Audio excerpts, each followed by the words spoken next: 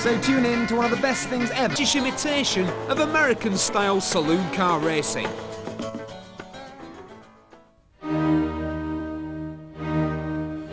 Nothing demonstrates Britain's colonial past better than an old globe. Half the world was pink. India, Canada, Australia, huge chunks of Africa, virtually every island in the Pacific was ours. We had most of the outcrops in the Atlantic too. Still have one or two for that matter. With the immense wealth this empire generated, we lived in houses like this and drove from Pim's party to piano recital in cars like the Blair Bentley. It was all just too agreeable.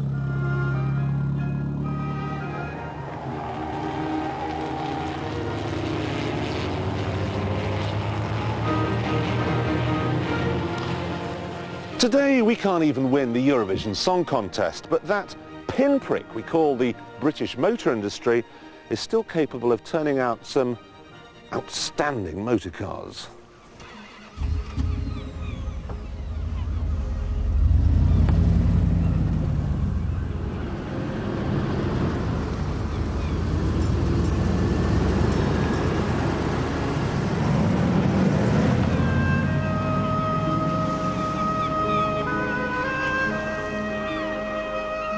This is the £180,000 Bentley Continental R. Not the newest car we've ever seen on the programme, but, according to its makers, it's definitely the best. So is it? First things first, there's no Rolls-Royce equivalent of this car. It's a bespoke Bentley, purpose-built to offer not only the last word in luxury, but also to be stylish and fast. Very fast. It may well be 17 feet long and it may weigh more than the Nimitz, 2.3 tons to be precise. But when you bury the throttle in that foot-deep carpet, something very, very strange happens. It's almost as though you have been picked up by a velvet glove and simply hurled at the horizon. 0 to 60 takes 6.2 seconds. Top speed is a noiseless 155 miles an hour. When it comes to handling... No, don't think of the Anidin line. Think more in terms of Guns N' Roses or Led Zeppelin. The ride's firm, the ride's very firm. So that this car handles like a GT car. It's every bit as good through the corners as it is down the straightaways. But despite all this, it's a very relaxing car to drive. Indeed, the last time I was this relaxed, baby oil was involved in the equation. If I had this slumber-down performance at my disposal every day, I fear I'd crash rather a lot. But that's okay. You could have a head-on crash with a Intercity 125 in this car. You wouldn't feel it. You wouldn't hear it. In fact, the first inkling that you'd get that something was wrong was when you read about the terrible carnage in the next morning's newspapers. And underneath here is the reason for it all. That's a 6.75-litre V8 engine, which for that little extra something has a turbocharger from a truck. Now, Rolls-Royce, or Bentley for that matter, has never published power output figures for its engines. Cynics say that's because they vary so much. But this one, I'm reliably informed, is churning out 360 brake horsepower. That is enough.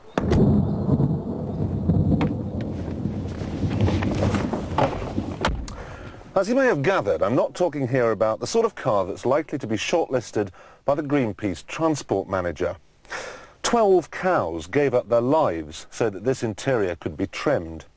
450 sheep had to go to the barbers once a week for a whole year to provide enough wool for these carpets. The air conditioning system has the power of 30 domestic refrigerators.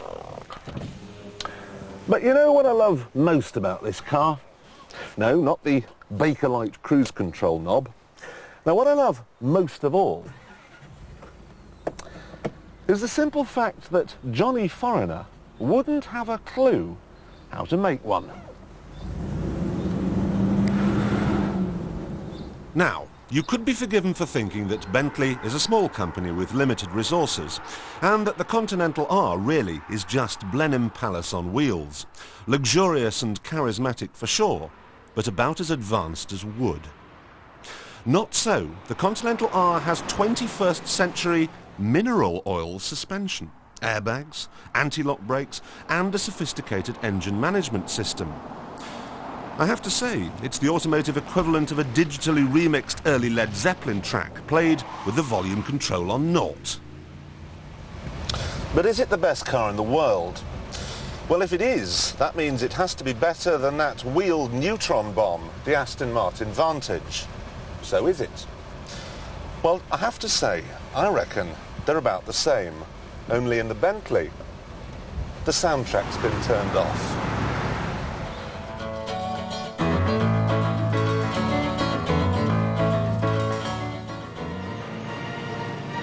Ah, the timeless joys of motorcycling. A bright, crisp morning, an invitingly open road, and the mellifluous bellow of a well-fettled trumpet. And at the heart of the beastie, that most English of all engine configurations, the parallel twin. Notwithstanding its often vociferous and yet one might equally say entirely justified critics, Turner's design for Triumph's parallel twin is truly one of the few deserving of its place in...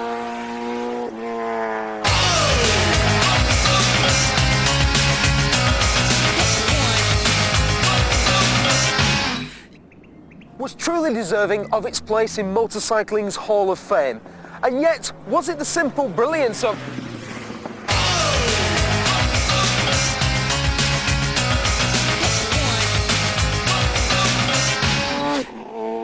And yet, was it the simple brilliance of his design and its subsequent production longevity that ultimately led to the sad yet... Oh, this is ridiculous! I'm going to have words with this exhibitionist.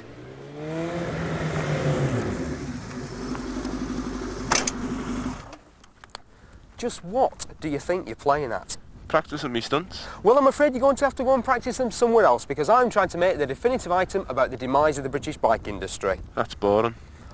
Boring? And I suppose you think an item about you would be interesting, do you? Yeah. All right, then. Are you going to tell us how you do it, then? Over a cup of tea. Fair enough. I've been sitting on the handlebars doing wheelies for, say, 6 months, but I think I'm only just starting to get the knack of it properly, where nothing hopefully goes wrong and I can do it time and time again.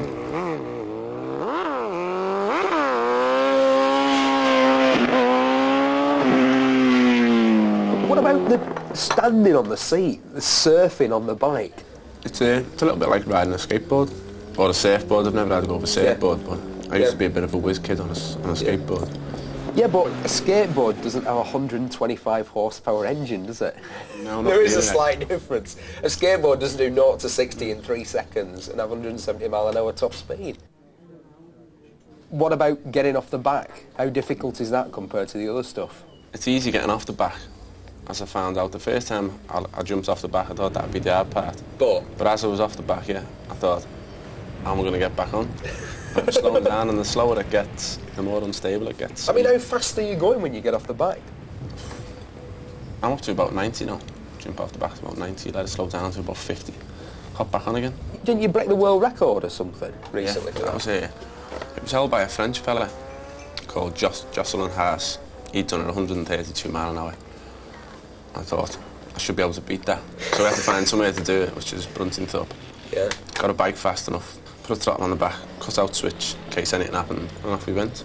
And after about 15 attempts, I got it. How fast were you clocked at? 135.5. Off the bike? Yeah. Skiing on a pair of steel shoes? Yeah. How did you get back on? Hastily, because my feet were on fire. If this change of kit is making you think that I'm going to try and emulate some of Gary's antics, well then I obviously look a lot more stupid than I actually am. However, getting on the back is something that requires relatively little skill, but a lot of trust. I trust him.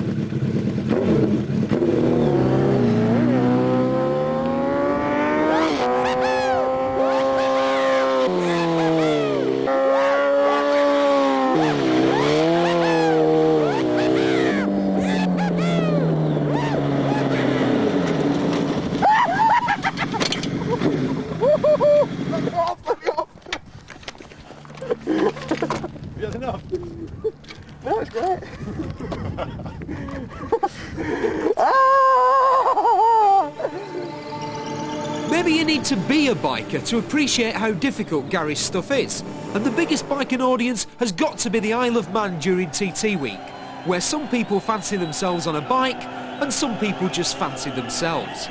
But the crowd are here for one thing only, to see the master go to work.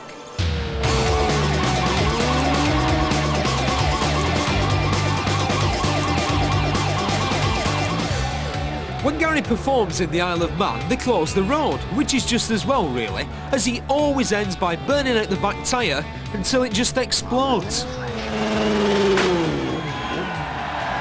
Don't try this at home because, well, you'll kill yourself. Take it from me, you'll get more than enough excitement from just going to see the astonishing Gary Rothwell.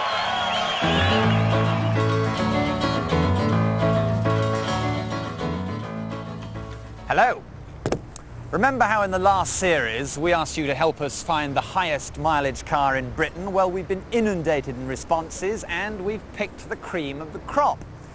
Here we have an 81W Renault 20 done a mere 505,000 miles. When I acquired it, it had done 470,000 miles. If diesels are maintained correctly, it's quite possible for them to do a high mileage. And I only paid £50 for it. Well done!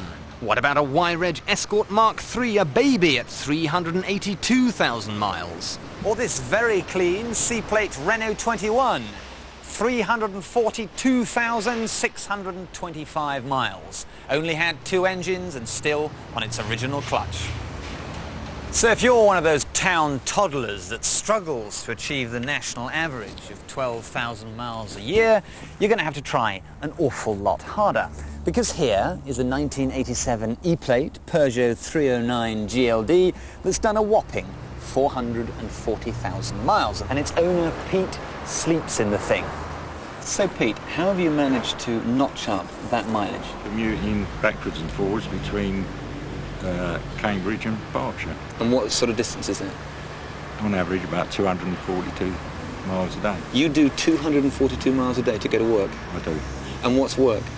Work is driving a lorry. So you're a lorry driver as well? That's right. So don't you ever get sick of driving? No, if I haven't got a steering wheel in my hands, I don't know what to do with them.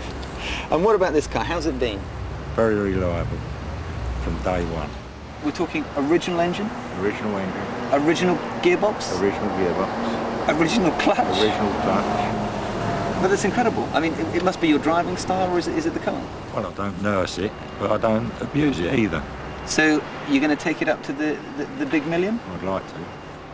Probably not on the same clutch, but with the rest of it I might. We're on a road to nowhere. Now, it's no secret that I'm rather fond of the three-pointed star. I like my Mercedes-Benz, but I've kept this one till last, not because it's done 373,000 miles, but the way in which it's covered all those miles. There is literally not a scratch, not a blemish, not an iota of rust anywhere. So this is one car I simply must test drive and meet a very particular owner. Now Ian, this is a 9-year-old Mercedes 240 TD. It is an absolute perler. How have you managed to keep it in such nice nick? Just regular maintenance, regular washing, and I think the best word would be love and affection. Now it feels fine from the passenger seat, but I really think I ought to get behind that steering wheel and see how it drives. So if you wouldn't mind, pull over and let me take to the helm. Very good. So what does a Mercedes with 373,000 miles feel like? Pretty good from where I'm sitting. You'd think it might be a smoking ruin. You'd think it might make a noise like a bag of tools thrown into a bog, but none of it. It's quiet, refined, perky even. The controls, rock solid, there's no play in the steering, no play in the gear shift, and the accelerator feels like a block of wood. It's a marvellous car.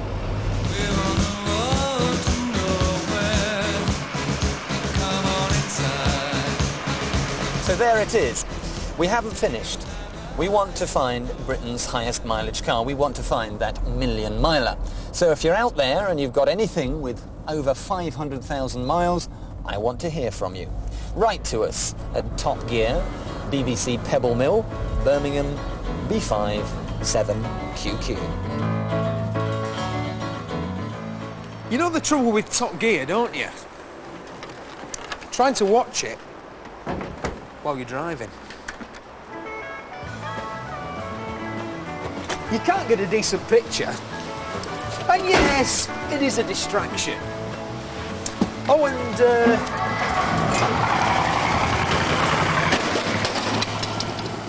I've never yet found an extension lead long enough, but I think I've got the ideal solution. Hi, this is Steve Berry, the world's leading motoring expert, and every Sunday I'll be here on BBC Radio 5 Live. sorted.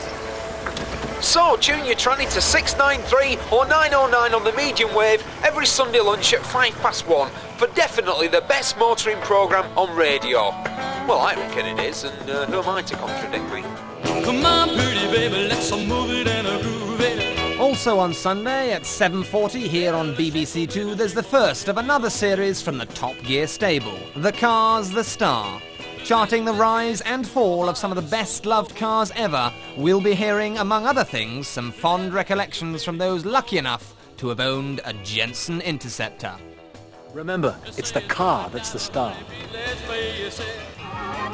We even talked to some of the 600,000 people that were taken in by twaddle like this.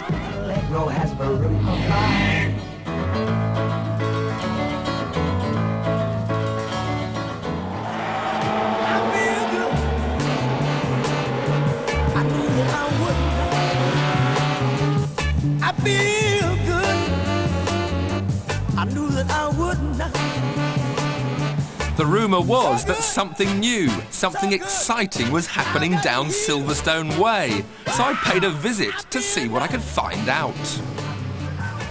Barry Lee, that's a name I know. Barry, you're a hot rod superstar from the 70s. What's all this Euro car?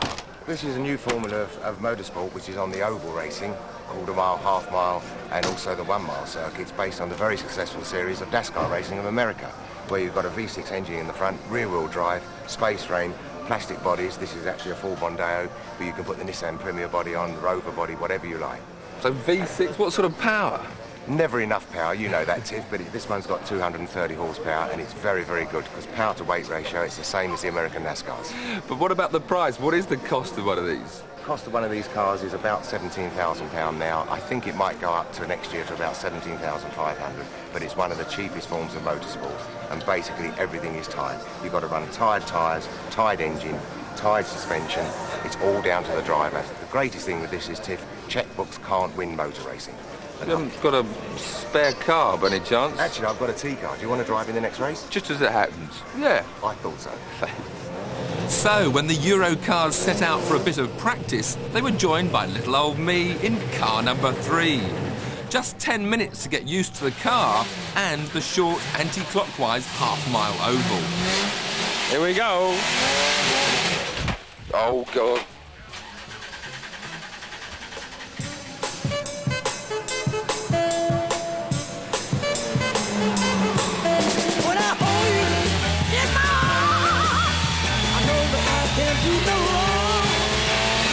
Well, this is it, Euro car. I can't get used to going the wrong way around a circuit I know so well. With so little time, the only way to get a feel for the car was to attack from the word go.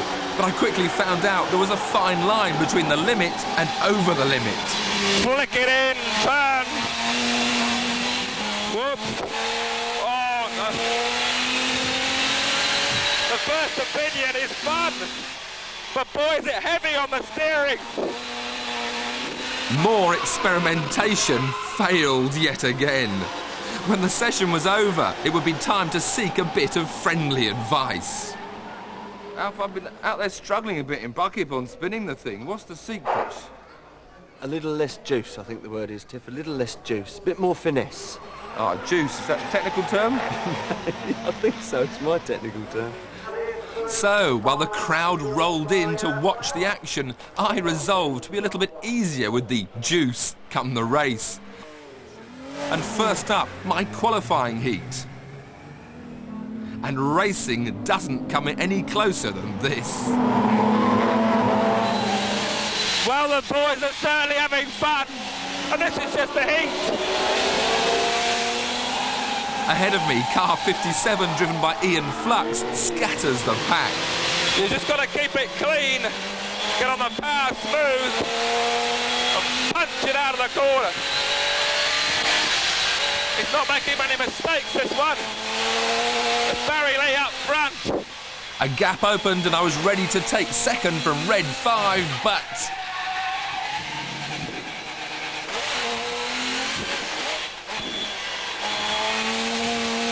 Well, he didn't give me room. I have to say I don't feel guilty there. I was up the inside, same as he did to me. I'm still not sure where I ended up in that qualifying heat, but there was a consolation. The grid for the final had the heat winners at the back and me at the front. And I wasn't going to wait for anyone. So I headed off into the lead, while my mate in Red 5 headed off onto the grass.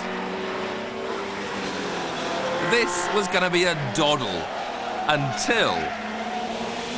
Now we got back marker trouble. This could be our downfall.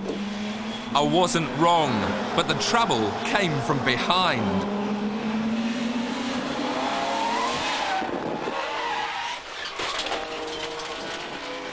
I recovered to finish an angry second. My assailant was that man Flux, who reckoned he'd won until he was thrown out and the rightful winner declared.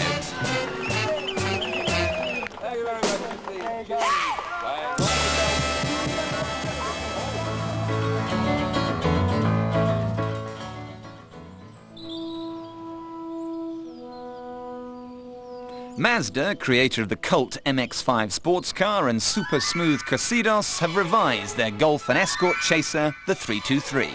A solid performer, Mazda takes the 323 one step further.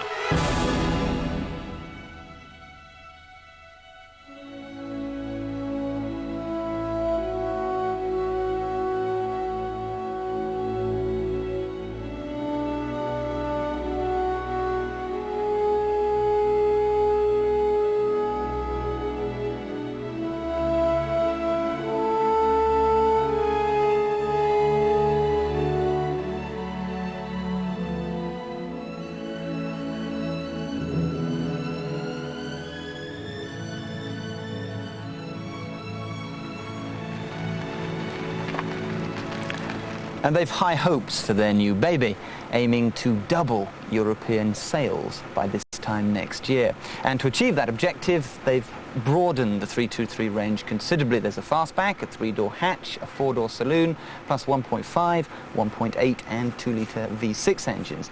But Mazda have added one component that the old 323 did not have, a large helping of pizzazz.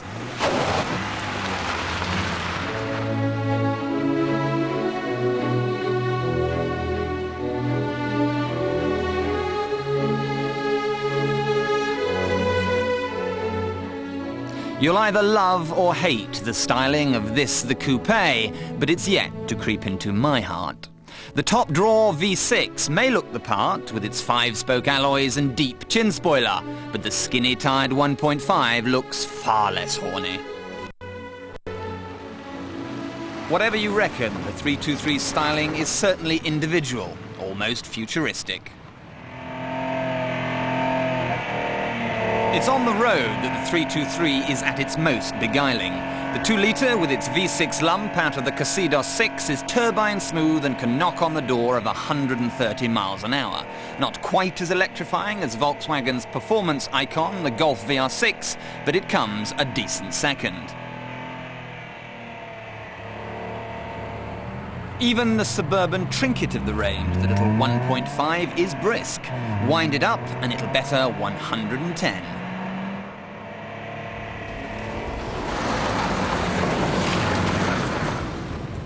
Where the 323 does score highly is in its complete and comprehensive specification. This, the V6, at a whisker over £17,000, comes with side impact beams, ABS, dual airbags, power roof, power windows, electric mirrors, aerial, the whole 9 yards. Plus, of course, the sort of build quality that makes you think it's hewn from a solid block of tungsten. Spend £12,500 on the 1.5 GLX and you get power steering, windows and his and her airbags. And all models come with Mazda's 3-year, 60,000-mile warranty that shames other manufacturers with their measly 1-year offerings. The 323 then has plenty to recommend it. It's whisper quiet, thoughtfully designed, a delight to drive and promises the sort of unerring reliability that goes on for decades. Yet somehow it fails to add up to the sum of its parts. The pizzazz factor hasn't worked. The cockpit is a passionless vista of grey plastic. The ride quality loses composure the faster you go, and rear passengers have to travel everywhere with their heads between their knees. Nitpicking, but small shortcomings which mean that the VW Golf won't lose any sleep. Don't misunderstand me though, the 323 is much, much better than its forebear and leagues ahead of, say, an Escort. If you want an arresting-looking, ironclad shopping shuttle, you could do a heck of a lot worse. But like a legion of other Japanese cars, the 323 lacks spice, brio and soul. The charm school closed before it could finish the course, which is doubly surprising when you look at the mold-breaking MX-5 and Cosidos, which proves that Mazda can be different when they want to.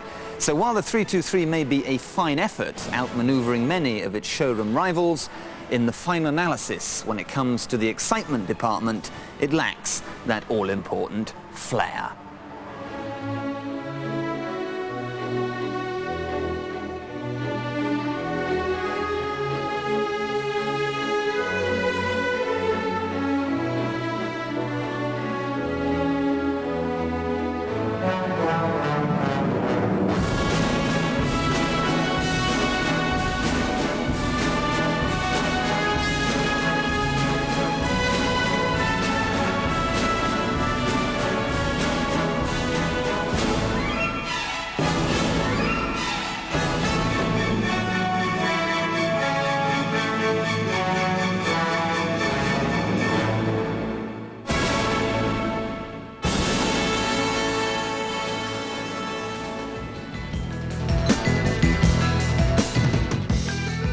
Next week, there's a great new British car from Jaguar and another great new British car from Range Rover.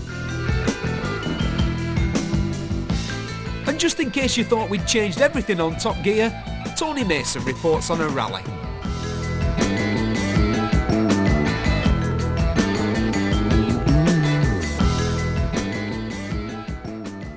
Get in on the action in the new issue of the BBC Top Gear magazine.